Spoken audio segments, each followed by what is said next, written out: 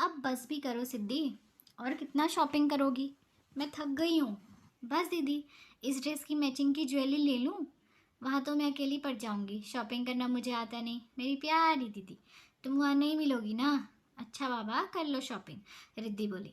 सिद्धि और मेजर पंकज की शादी अभी 10 महीने पहले ही हुई थी।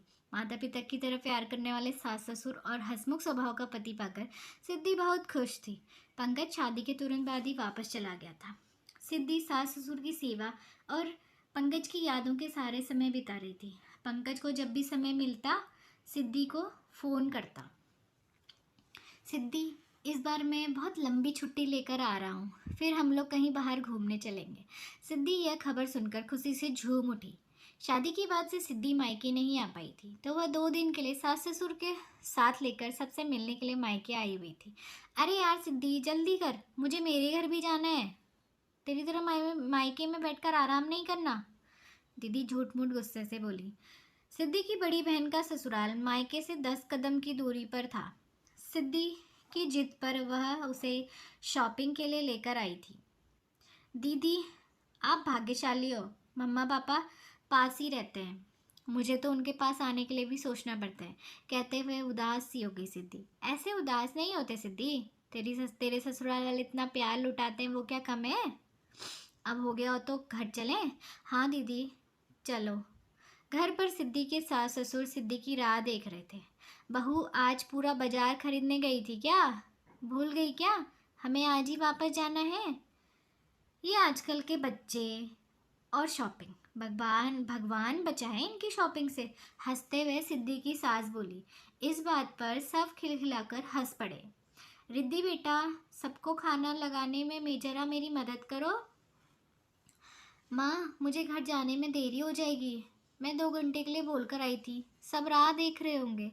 रिद्धि रसोई में जाकर बोली। तू चिंता मत कर, मैंने समधन जी को फ़ोन करके यहीं खाने के लिए बुला लिया है, वह लोग भी आते होंगे सिद्धि से मिलने, सब साथ ही खाना खाएंगे। यह सुनते रिद्धि खुश हो गई।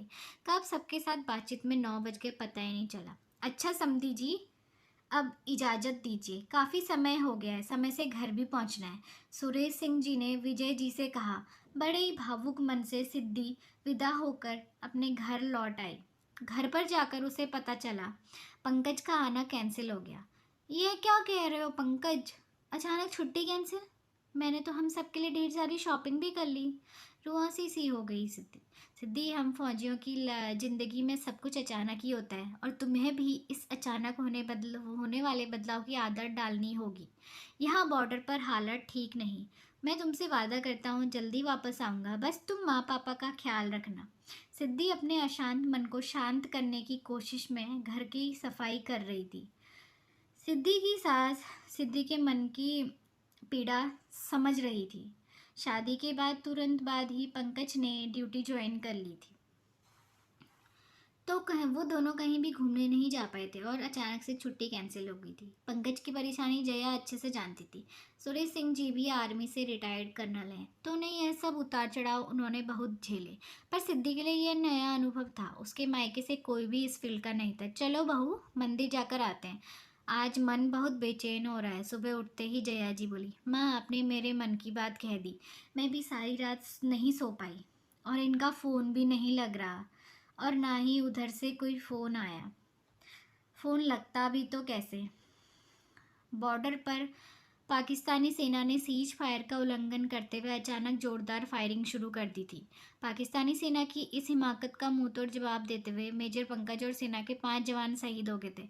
इस घटना की खबर सुरेश सिंह जी को सेना ने के द्वारा दे दी जाती है। कुछ क्षण स्तब्ध रहकर उन्होंने खुद को संभाल लिया और जया जी और सिद्धि के मंदिर से आने का इंतजार करने लगे। सिद्धि के माता पिता को भी सूचना दे दी गई। खबर सुनते वह सभी सिद्धि के ससुराल को रवाना हो गए। सिद्धि भी मंदिर से आ गई थी। पापा जी, प्रसाद लीजिए। हाँ बेटा, रख दो, लेता हूँ थोड़ी देर से। प्रसाद के लिए मना नहीं करते जी, जया जी पीछे से आते हुए बोली। अपशकुन होता है, वह तो हो ही चुका जया, धीरे से बड़बड़ाते हुए सुरेश सिंह जी ने कहा। आपने कुछ कहा क्या? क्या बात है, कुछ परेशान दिख रहे हो? तबीयत ठीक है ना आपकी? जया जी ने घबरा कर पूछा। पंकज आ रहा है जया, इतना कहकर वह चुप हो गए। सूर्य सिंह जी के इतने ठंडे लहजे में बात कहते देख जया जी धम से जमीन पर गिर कर बैठ गई, जिसे देख सिद्धि सहम गई। माँ, पापा, पंकज आ रहे हैं अचानक, सब ठीक तो है ना? इस पर सुरेश सिंह जी बोले, सिद्धि, तुम आम औरत नहीं हो, तुम एक फौजी की पत्नी हो। तुम्हें इस तरह से बात बात पे कमज़ोर नहीं पड़ना। फौजी की पत्नी को पत्थर का कलेजा रखना पड़ता है। मतलब?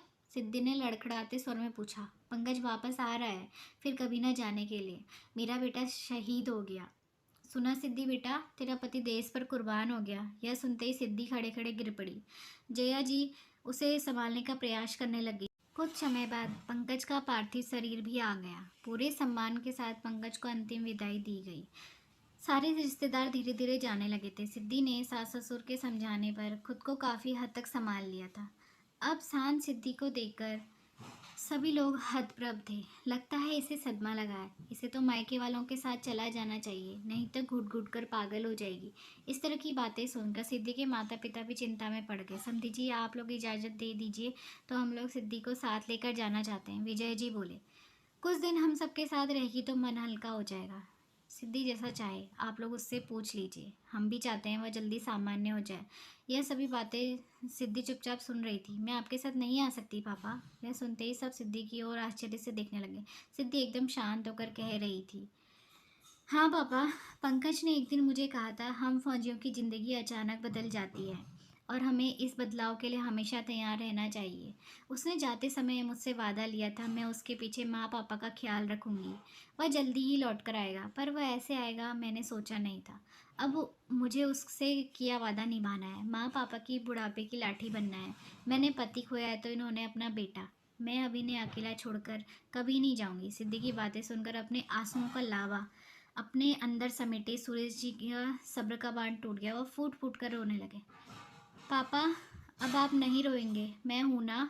उस दिन आपने ही कहा था एक फौजी की पत्नी का कलेजा पत्थर का होना चाहिए। बस पापा, आज मैंने खुद को संभाल लिया है और अब आप लोग भी खुद को संभालिए। मुझे पंकज के सपने पूरे करने हैं। मैं अपने आंसुओं से उन सपनों बेरंग नहीं कर सकती। सिद्धि की संकल्प देखकर विजय जी भी भावुक हो गए। अब उन्हें सिद्धि की चिंता नहीं थी। वो समझ गए थे सिद्धि अब वह नाजुक सी मासूम सी सिद्धि नहीं, वह एक वीर शहीद की पत्नी है जो कभी हारेगी नहीं। उसने अपने दृढ़ संकल्प से पंकज के सभी सपने पूरे करेगी।